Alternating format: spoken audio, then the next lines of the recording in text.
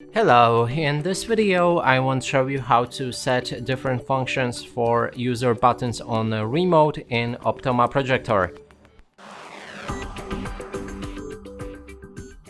To do this, we'll need to click on menu on our remote. It's located right here.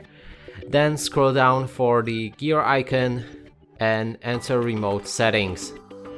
Inside you have user 1, user 2 and user 3 buttons, and you can also see them on your remote. They are right here. Now you can set a custom function for them. For example, user 1 can be set to all of these options available on the screen. So let's choose the